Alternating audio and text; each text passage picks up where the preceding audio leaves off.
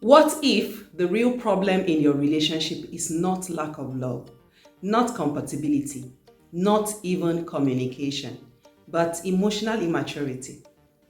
You can love someone deeply, you can pray together, you can even talk about marriage and still be building a future with someone who does not yet have the emotional capacity to sustain the covenant. Here is the truth. Chemistry can hide immaturity. Charm can disguise instability, and feelings can silence red flags. We are diving into the signs that your partner may be emotionally immature, and we are looking at it through biblical wisdom, not just psychology. The fact is that marriage is not sustained by attraction, but by maturity. Stay with me because one of these signs might change how you see your relationship altogether.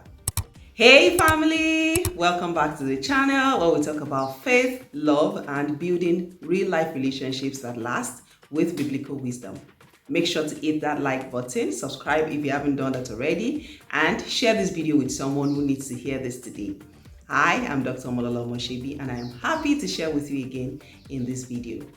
Before identifying the signs of emotional immaturity, we need to define emotional maturity. So, what is emotional maturity? Emotional maturity is the ability to take responsibility, regulate emotions, communicate respectfully, handle conflict constructively, show empathy, think long-term, practice self-control. Quite a number of people lack emotional intelligence, even though they are book or business smart. According to Galatians chapter 5, verse 22 to 23, the fruit of the Spirit includes self-control, patience, kindness, and so on and so forth. Emotional maturity is deeply connected to spiritual maturity. Therefore, you cannot claim to be spiritually mature while you are being emotionally volatile. So, what are the signs of emotional immaturity? Number one, they cannot handle correction. Emotionally immature people become defensive immediately you start correcting them. They shift blame, they turn every correction into an attack, they refuse accountability. Proverbs chapter 12 verse 1 states that whoever loves instruction loves knowledge. A mature person may not enjoy correction, but they receive it humbly. If your partner never apologizes, always justifies him or herself, becomes hostile when confronted, he or she is emotionally immature. Being that way is not strength, that is immaturity. To cap it all up, marriage requires teachability. Sign number two, everything is about their feelings. In emotionally immature relationships, their feelings always take center stage. Your emotions are minimized. Empathy is limited. Conversations revolve around their perspective every other day. Philippians chapter 2 verse 4 says, "Let each of you look not only to his own interests, but also to the interests of others." Maturity hacks. How does this affect you? Immaturity hacks. But what about me? It is important to note that marriage involves mutual consideration. Sign number three, they avoid difficult conversations. Emotionally immature partners shut down during conflict. They ghost emotionally. They change the topic very quickly.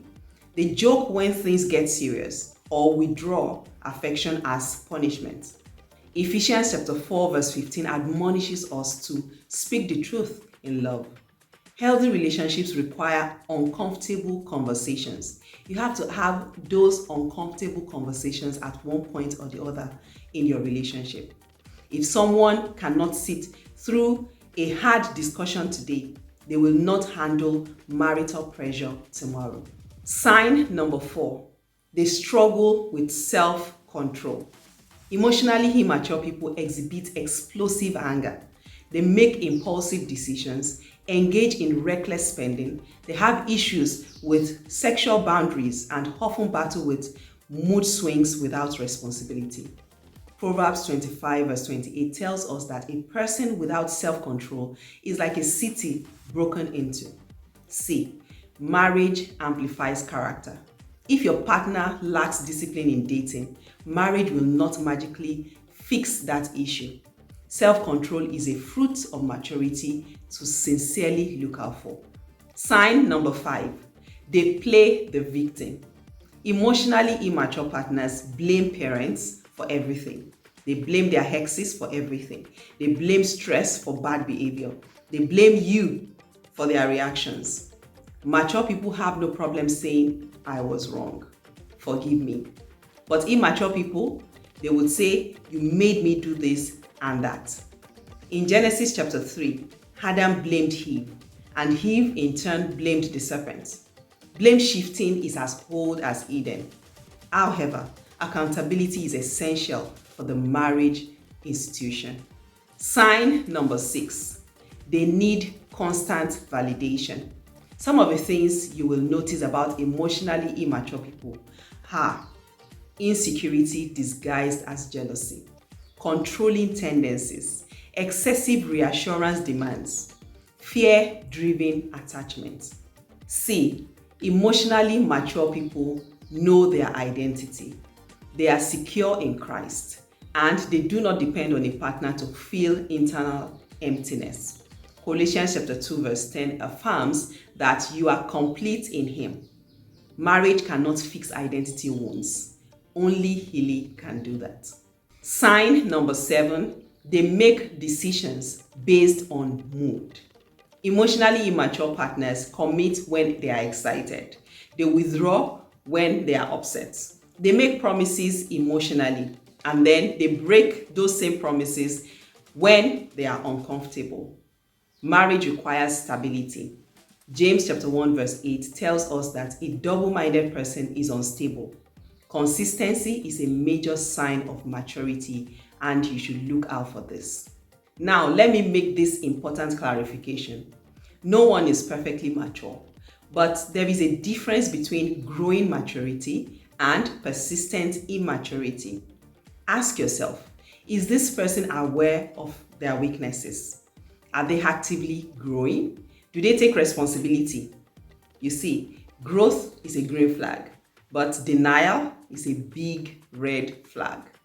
Why does this issue matter in marriage? Marriage comes with pressure. It requires responsibility, financial partnership, emotional partnership, and spiritual partnership.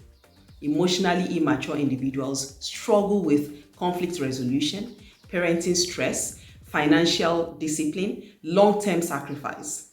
Sincerely, a lot is involved when it comes to marriage, and you cannot afford to build covenant on emotional instability.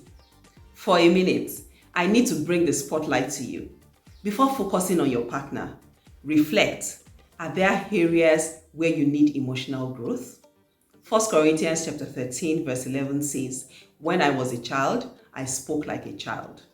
When I became a man, I put away childish things. Look yourself in the mirror of objectivity and assess your level of maturity. Emotional maturity is part of becoming ready for marriage. Before I conclude, let me ask you, which sign of emotional immaturity do you think is most dangerous in a relationship, and why? I want to read your thoughts in the comments, so leave a comment in the comment section. If you recognize some of these signs, don't panic. Don't ignore them either. Instead, pray, observe patterns, seek counsel, set boundaries if necessary. Love is powerful, but wisdom protects your future. God desires relationships that are built on maturity, stability, accountability, emotional health, and covenant readiness. Do not just choose someone who excites your heart, but a person who is prepared to steward your destiny. Alright guys, that will be it for now. Please remember to like this video, share it with someone who needs to see this, and subscribe to this channel for more biblical marriage and relationship wisdom. Don't forget to turn on the notification bell so that you do not miss any of my videos. Thank you so much for watching this video. Until I come your way next time, stay blessed. Bye.